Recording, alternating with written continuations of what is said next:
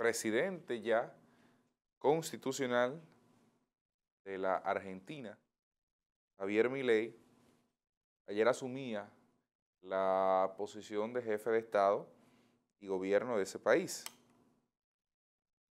Y entre otras cosas, Javier Milei llega como una especie de salvador en un contexto como el que se desarrolla en la actualidad, o al menos así lo pudo ver la parte que le votó, la cantidad de argentinos que le votó a este en el contexto actual.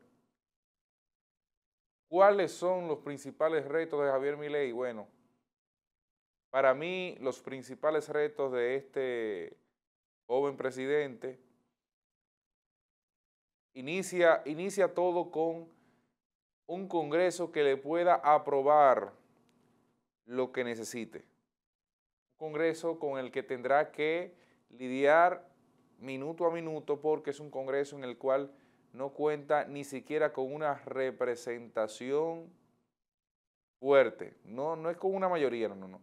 Es con una representación fuerte. Porque recuerden ustedes que del cuerpo de senadores, por ejemplo, Javier Milei no llega ni siquiera a los 10. Aunque cuando ahí usted le coloca la representación que puede tener el partido que representa a su ministra de Seguridad, Patricia Bullrich, que es, pudiera decirse, la heredera política del presidente Macri, pues entonces ya ahí la cosa puede viabilizarse un poco, pero podría ser incluso insuficiente para las transformaciones que plantea hacer el presidente Javier Milei. ¿Por qué podrían ser insuficientes? En esencia, porque estamos hablando de transformaciones contundentes, de transformaciones importantes, y a eso se le suma otro componente.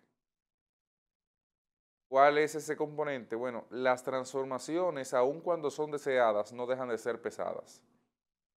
Y son pocas o nulas las sociedades que, a pesar de querer el cambio, a pesar de haberles respaldado electoralmente, están dispuestas a someterse al sacrificio que representa las propuestas de cambio de X o Y candidato. De manera que ese es el segundo reto sobre el cual estará colocado Javier Milei.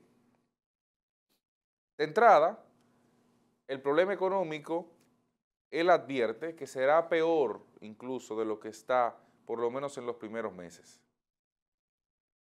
Y al estar peor de lo que está colocado en los primeros meses, pues entonces sitúa al país que él representa a partir de ahora en una condición, digamos, de posible inconformidad en la etapa previa. Ahora, fue inteligente él al advertir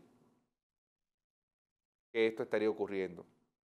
Porque uno de los grandes problemas que tienen los liderazgos en el mundo es generar crisis de expectativa. ¿Y en qué consiste una crisis de expectativa? Bueno, avisorar el mejor de los panoramas para luego no poder cumplir ni siquiera con la mitad de lo que plantea ese panorama. Y cuando no se cuenta con un panorama, digamos, que pueda ser factible en el tiempo, lograr, pues usted sabe qué implica eso. Que la población ya tiene las esperanzas puestas en obtener un resultado en determinado tiempo. Cuando eso no ocurre de esa forma, pues entonces viene el descontento que se convierte en impopularidad y que se convierte en el dolor de cabeza para aquellos que plantean seguir al frente del Estado. Y como en la mayoría de los casos eso es parte de la visión, pues entonces ahí se genera un problema bastante grande. ¿Qué sucede? Bueno, ayer él decretó la reducción de 21 a 9 ministerios. Y en esos nuevos ministerios, en esos 9 ministerios, yo creo que si Milei logra éxito en esa reducción del cuerpo y el aparato estatal, será un modelo a copiar por otros países, sobre todo en América Latina. Porque si de algo ha adolecido América Latina es de tener los pantalones o las faldas suficientes para definir una transformación que induzca a la reducción del Estado. Porque Ecuador dolarizó su economía, pero Ecuador no vivió una transformación de reducción del Estado, del aparato estatal. No, no, no, todo lo contrario. Cuando se propuso y se planteó la dolarización en Ecuador, hubo luego un ensanchamiento del aparato estatal. Entonces, ese es uno de los retos que ahora tiene Argentina. ¿Qué pasó en Panamá también cuando se dolarizó la economía? Bueno, entró en una crisis mayor a la vivida, aunque luego superó. Hay algunos economistas que tienen sus dudas respecto a la dolarización de Argentina, porque Argentina no es ni Panamá ni Ecuador. Argentina, aún en su condición de crisis, es una de las economías más importantes de América Latina y a pesar de la crisis del mundo. Entonces, ¿será suficiente? ¿Será posible sostener esa economía tan importante en el mundo a partir del dólar? Es una duda que mucha gente se hace. ¿A quiénes dedica o a quiénes designa Javier Milei en su tren gubernamental? Bueno, Nicolás Pose es el jefe de gabinete. Su hermana, Karina Milei, es la secretaria general de la presidencia, una posición de mucho poder en el aparato estatal. Y yo pregunto a partir de eso, ¿no podría ser eso visto como concentración de poder o como ausencia de personas de confianza en el entorno de Javier Milei que tenga que designar a su hermana ahí? Porque el argumento del nepotismo siempre está presente en escenarios como ese. Luis Toto Caputo es el ministro de Economía, Guillermo Francos es el ministro de Interior, Patricia Bullrich es la ministra de Seguridad, una de sus piezas más importantes en este esquema porque además de haber sido la candidata presidencial del proceso que recién concluye, es también, como dije, la que parece ser heredera del liderazgo de Macri dentro de esa corriente. Mario Cuneo Libarona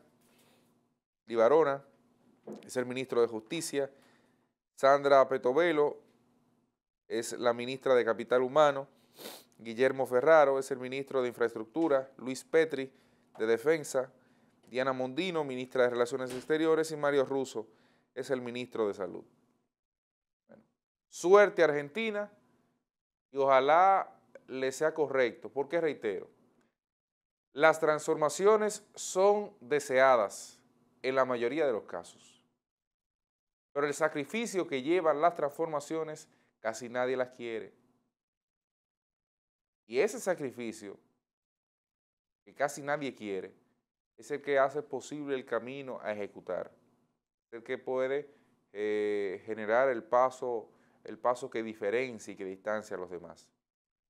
Todo el mundo anhela un cambio para positivo, pero hasta que le toca ser cambiado él y ve incluso lo poco que pueda tener en peligro, es ahí cuando la cosa se complica. Ojalá que Javier Milei tenga suerte porque yo coincido con muchos de sus planteamientos.